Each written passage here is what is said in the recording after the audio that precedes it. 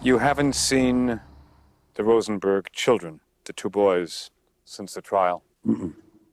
What would you say to them if they were here today? I would say, I'm sorry that your parents are dead. Would you also say, I'm sorry for the role I played? No, I can't say that. That's not true. And you're sitting here today, a man with a clean conscience. Absolutely. I sleep very well.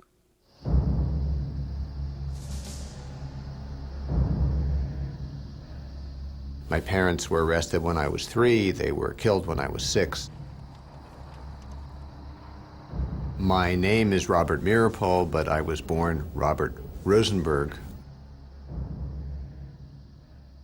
My parents, Julius and Ethel Rosenberg, were executed after being convicted of conspiracy to commit espionage by the United States government on June 19, 1953. And shortly afterwards, the beginning of 1954, my brother Michael and I were adopted by Abel and Ann Meeropol, and we took their names. And that's how I became Robert Meeropol. My name was changed, we dropped from public sight, and we were protected. Everything was much better and was much easier. I never forgot who my parents were, but I grew up hiding it. The question in the Rosenberg case is, guilty of what? My parents are not charged with espionage. They're not charged with spying. They're not charged with treason. They're charged with conspiracy to commit espionage. Why such a vague charge?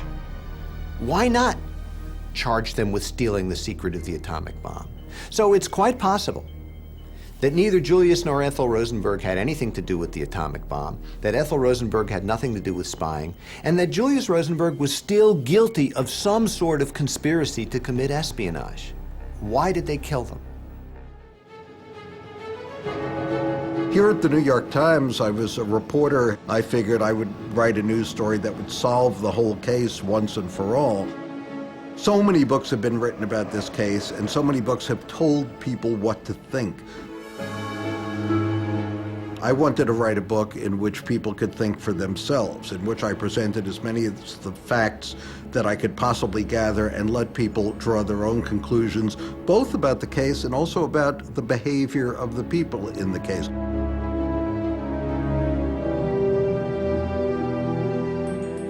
And I went back to Peter Keyes, who had covered the trial for us at the Times. He was since retired, and I said, what's in this book? What should I look for? And he said, what you really want to find is David Greenglass, the brother of Ethel Rosenberg, because he holds the key to the case. And then I called Roy Cohn, who was one of the prosecutors of the case and was still alive. And I said, I want the smoking gun. I don't care in whose hand it is, the prosecution or the defense. I want to find that smoking gun. And he said, well, the smoking gun is the testimony of David Greenglass.